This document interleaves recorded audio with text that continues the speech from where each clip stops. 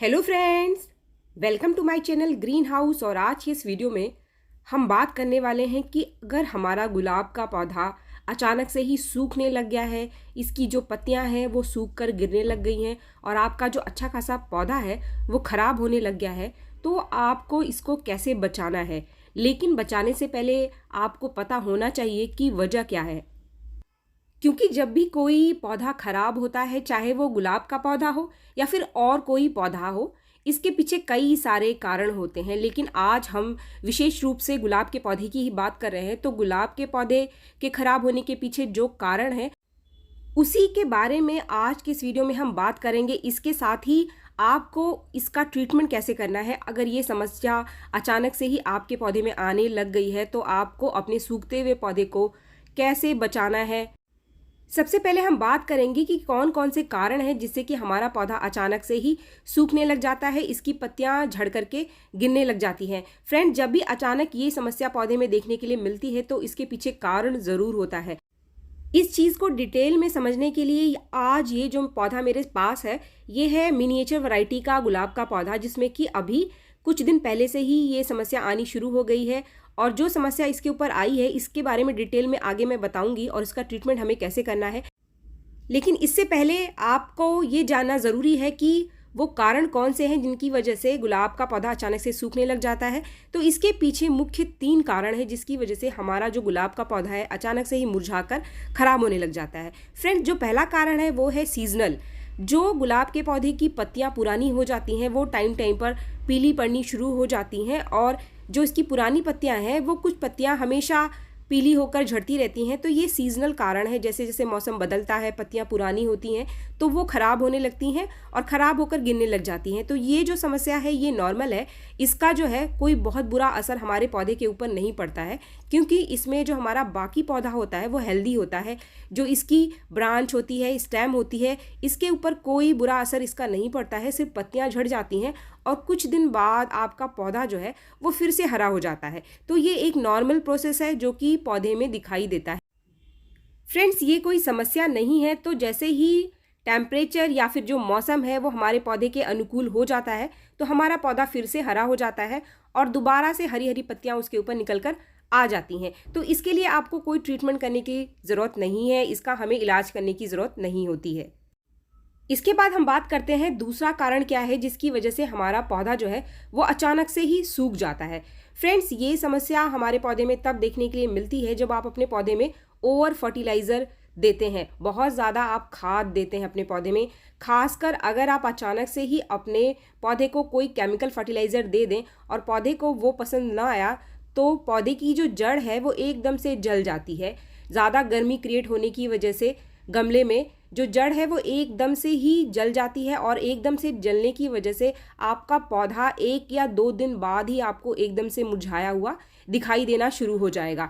ये समस्या तब आती है खासकर जब पौधे की ड्रेनेज अच्छी नहीं होती है। जो भी खाद आप इसमें देते हैं तो पानी डालने पर जो एक्स्ट्रा खाद है वो बाहर मिट्टी से निकलता नहीं है, तभी ये समस्या ज़्यादातर केसेस में देखने के लिए मिलती है।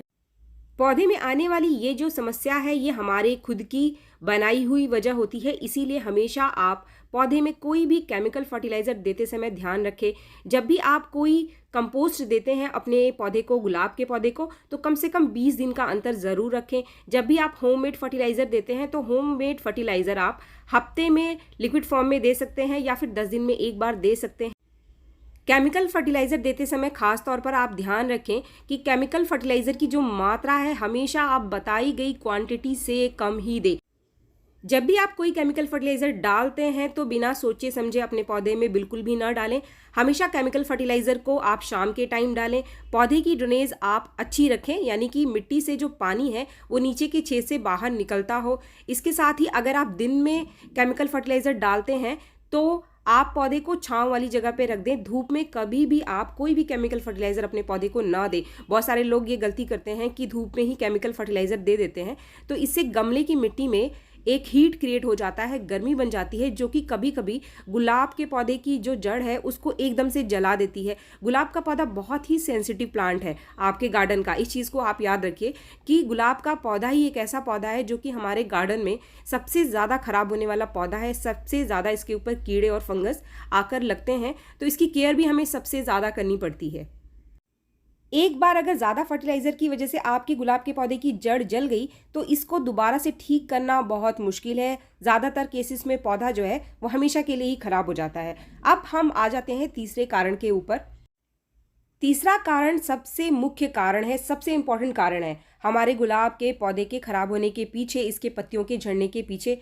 वो है गुलाब के पौधे के ऊपर कीड़े या फिर फंगस लगने की वजह से हमारे पौधे का खराब होना। और 95% केसेस में यही होता है कि कीड़े और फंगस लगने की वजह से ही पौधा खराब होता है। फंगस चाहे मिट्टी में लगी हो या फिर आपके पौधे के ऊपर पत्तियों में लगा हो, कीड़े लगे हों।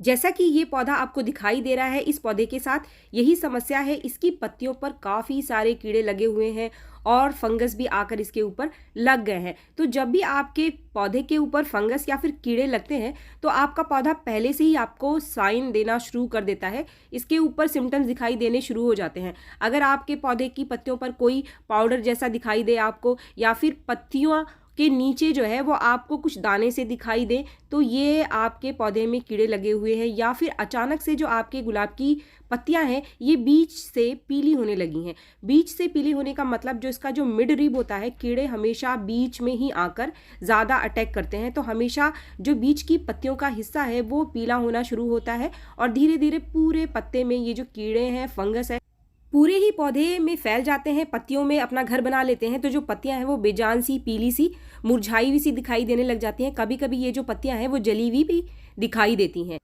क्योंकि ये जो कीड़े हैं वो पत्तियों का रस चूस लेते हैं, ये पत्तियों के रस पर ही निर्भर होते हैं। तो पत्तियां धीरे धीरे पीली होनी आपको दिखाई देनी शुरू हो जाएगी। फ्रेंड्स, इसके बाद हम आ जाते हैं इसके ट्रीटमेंट पर कि अगर ये समस्या आकर अचानक से आपके पौधे पर लग गई है, बहुत सारे कीड़े और फंगस आपके पौधे पर आकर लग गए हैं, तो इनको आपको ठीक कैसे करना है। सबसे पहले तो जितनी भी खराब होती हुई पत्तियां हैं आपके पौधे से, उनको आप फटाफट से हटा दीजिए।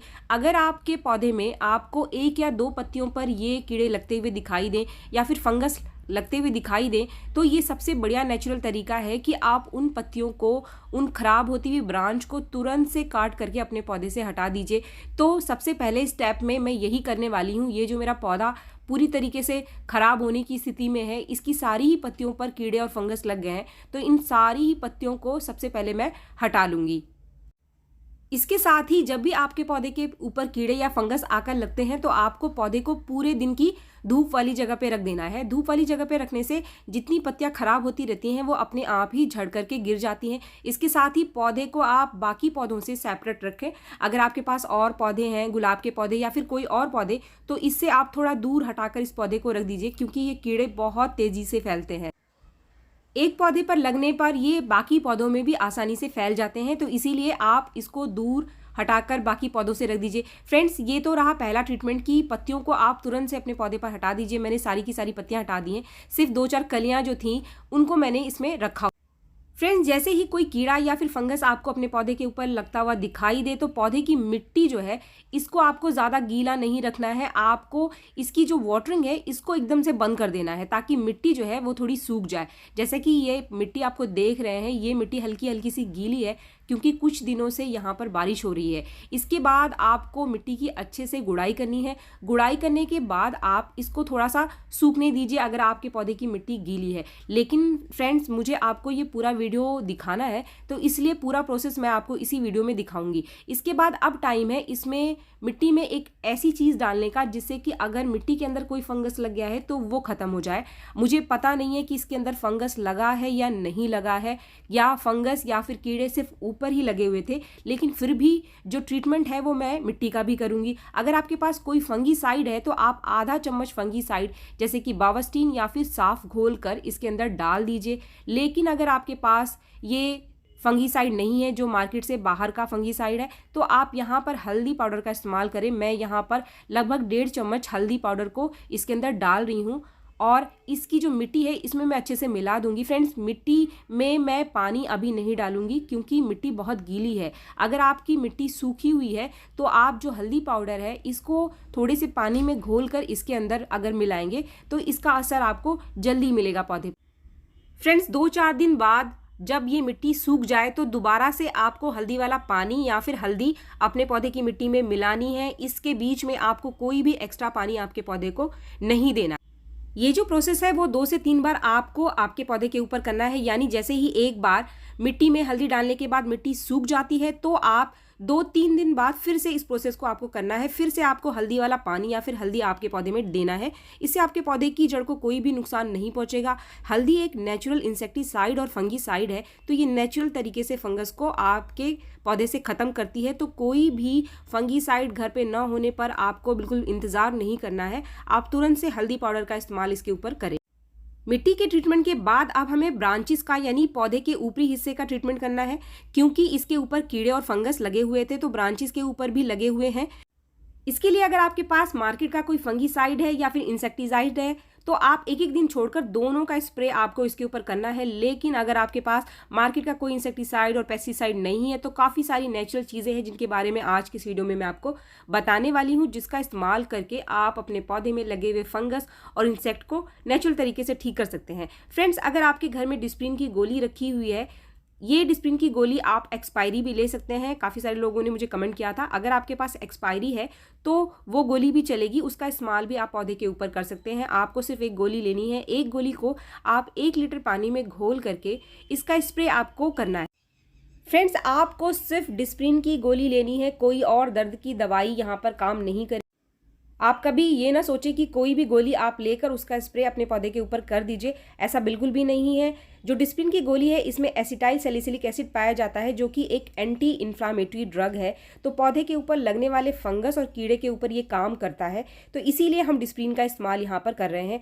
अभी जो हमारा डिस्प्रिन था वो पानी में अच्छे से घुल गया है। इसको स्प्रे बॉटल में भरने के बाद हम इसको अपने पौधे के ऊपर स्प्रे कर देंगे। अगर आपके पास डिस्प्रिन की गोली घर में नहीं रखी हुई है तो आप बेकिंग सोडा का इस्तेमाल भी कर सकते हैं। 1/4 चम्मच बेकिंग सोडा यानी मीठा सोडा, जो खाने का सोडा हम किचन में इस्तेमाल करते हैं, उसको आप 1 लीटर पानी में घोल करके उसका स्प्रे भी यहाँ पर हम गुलाब के पौधे के ऊपर कर सकते हैं। फ्रेंड्स, ये जो स्प्रे हम कर रहे हैं इसको आपको लगातार एक एक दिन छोड़कर 2-3 बार अपने पौधे के ऊपर करना है।